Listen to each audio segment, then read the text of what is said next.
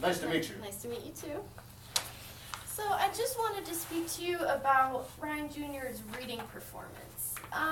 Let me start off by saying that you have a very comedic son. He is always trying to make the class laugh. He is just so funny.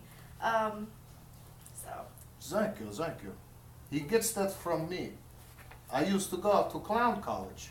Oh wow, that's pretty cool. With the red nose and everything. Well, I can see where he gets it from then. So what country are you from? I'm from Lithuania. Lithuania. That's what he was saying, Lithuania.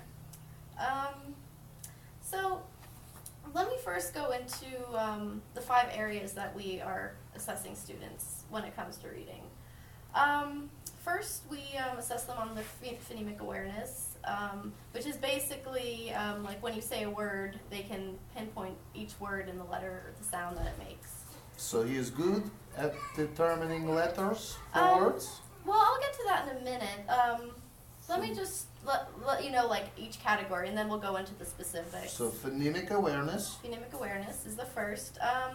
We also assess the students on their phonics. This is basically where they have a word written down and they look at the word and they can tell which sound each letter is making within the word. Does phonics have anything to do with phone? It does not have anything to do with the phone, but it's just reading. Okay. It's a reading, yes.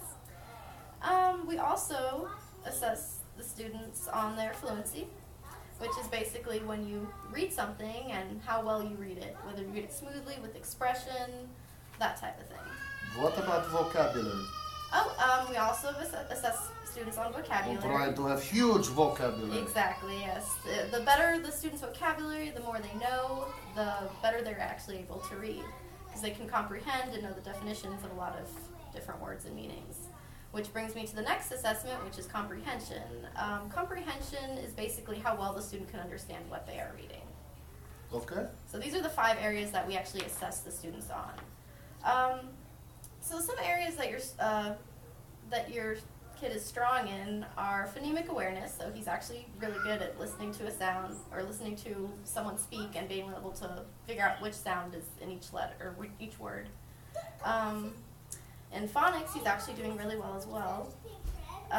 He's able to just look at each word and like figure out exactly how it sounded, so he can actually read words pretty well. And this ties in with fluency, since he's able to know each letter sound automatically and put it together. He's actually able to read very fluently. So he's very strong in those areas. But he does not have a good vocabulary. No, unfortunately, his areas of growth are his vocabulary, which is suffering a little bit. This also ties into his comprehension, since he's able to read all the words. If you don't know a lot of words, yeah, you don't know what they mean. Exactly, so you don't exactly know what you're reading, even though you can read the actual words. How do I get my child to know more words? Well, what we do in the classroom is every day the students, they find 10 random words that either that someone says, that they see, that they don't know, and they'll write those words down, and then they have to define each of those words and memorize the word and the definition. So this is besides their other vocabulary, like every day they have a set of vocabulary words that they have to learn anyway, but this is like extra so they can keep building their vocabulary. But how do I help with the vocabulary? Well, when you're at home... Because I am not speaking too good. Well, that's okay. When you're at home, if you could just read to him once in a while, and then like the same thing we do in the classroom, which is the words he doesn't know, when he's around the house, when you're reading to him or talking to him, or when he watches TV or anything like that, he can simply just write down the words he doesn't understand, and then look up those definitions and bring it in for homework. So that's another way to build... So make his own dictionary? Basically, yeah. That's exactly it. I mean, much smaller, of course, and just words that he's struggling with. What does he do if he looks up a word and he reads in the dictionary and he doesn't understand the word? Oh, like in the definition? Yeah. Well, then he can write that word down as well and then look up that definition and then keep going, and eventually he's going to understand what all those words mean within that context. Okay. So make dictionaries at home. Exactly, basically. Yeah. I will do this. No problem. Thank you very much. So I just want to let you know some of the enrichment activities, because he is good at phonemic awareness, he's great at phonics, he's great at fluency. So because he's already so great at all these things, while the other students are struggling, he needs another activity to help keep him learning instead of just sitting there.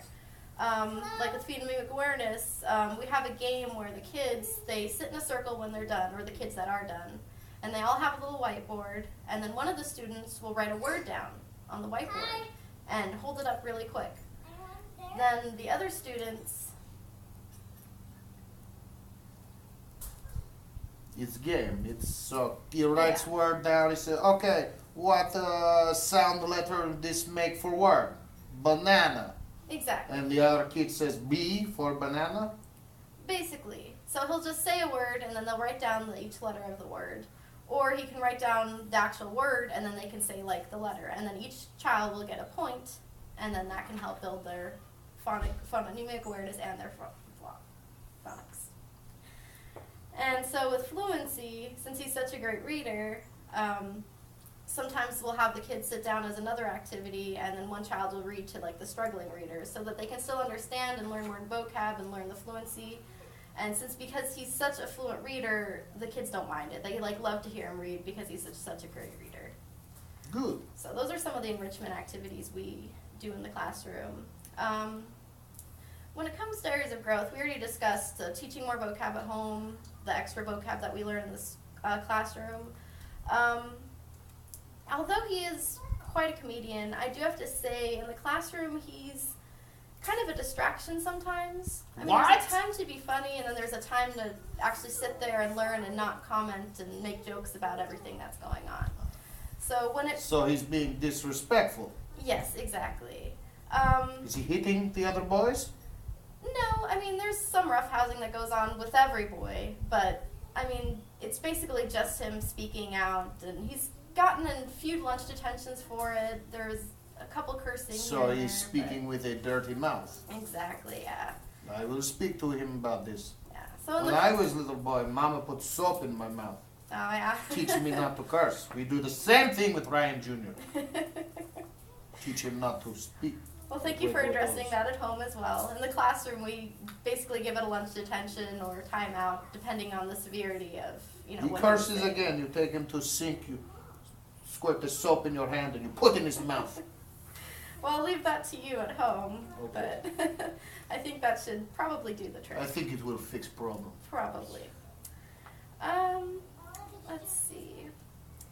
Well, that's basically it. I did have one more question, or a few more questions actually. So every week I send out the assessments and the grades that students have gotten to their parents, and their parents sign it each week. My wife, she do this. Oh, she does it? I don't sign anything. The only reason I'm asking is all the signatures I've been getting back have been from you. However, they don't really look, well, let me just ask you, is this your signature? It is my wife's signature. Her name is also Ryan. Oh, I see. Okay. So well, I'm Ryan, she's Ryan, and he's Ryan. Oh, okay. I wasn't sure. Everyone in my family is named Ryan. Oh, okay. That's good, very strong interesting. name. It is a very, very strong name. That's very, very interesting. So yes. Does it ever get confusing when you're trying to No. call someone? If say Ryan and your son and your wife come at the We same talk time? to each other by numbers. Oh, by numbers. I'm number 4. Oh, I And see. he's number 2, and my wife is number 3. Oh, so I wonder. It's strange. When I first asked him for his name, he said it was number 2. So. No, it's my wife. Oh, your wife is. He is number 3. Oh, he's number 3. My wife, she is number 2. Oh, okay. I am number 4. Well. There is no number 1. Oh, no, just 2, 3, 4. I Don't see. like 1. That's okay. So it's my wife's signature. He Wife's shows her signature. the homework he brings home.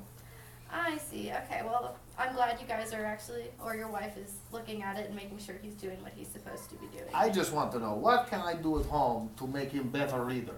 Because it is math is A, science is A, gym is A, art and music is A, not reading is B. Yes. Like I said, the vocabulary, if the vocabulary increases, he'll be able to understand directions, he'll be able to understand what he's reading. But he does not like to read my books. What kind of books are you having him read? Oh, all sorts of things. Medical books, want him to be a doctor. Try to make him read books on trains and planes and automobiles.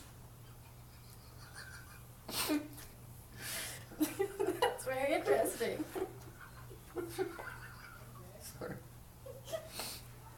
But what is good book for a little kid? Well, I mean, any of those categories could be studied. It just has to be at an appropriate level. So if you're giving him, say, a medical book that's, made for adults, he's obviously going to struggle with it because he's not going to, the vocabulary is far too extensive for him to learn at this age. I mean, they do make children's books, third grade books, that you can teach those subjects, but they have to be within that appropriate grade level. What about comic books? Comic books, I mean, He likes the pictures, they have nice words. Yeah.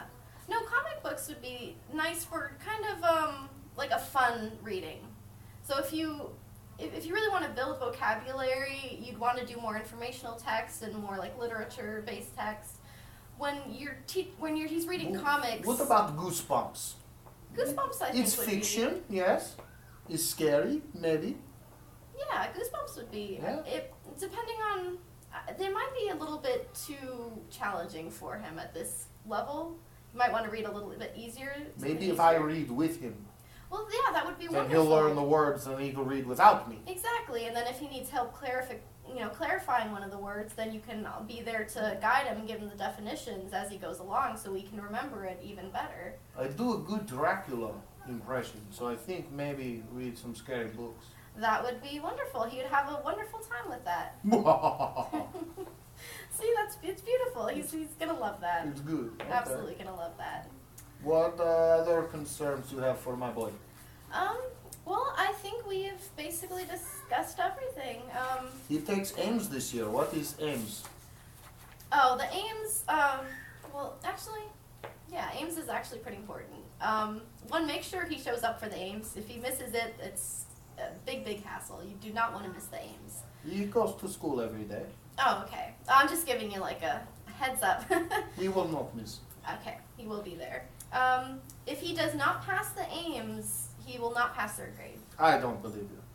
I'm sorry, that's the way they're doing it now. It's because when you go to third grade to fourth grade, it's like a big transition. No, You leave the he will go primary- to fourth grade. I'm sure of it. Okay, as long as you do, the strategies we discussed at home, and then I'm going to keep obviously doing the strategies that I am doing in the classroom, he should be up to grade level in time. I mean, I'm very, very certain. As long as he's doing all his work, he should definitely get there. Okay. I will study with him. That would be wonderful, and I'm sure he's going to love studying with you, and I'm sure he's going to excel and pass off to the fourth grade. So, Okay. well, Is that all our time together? that is our time together. Nice to meet It's you. very nice to meet you too.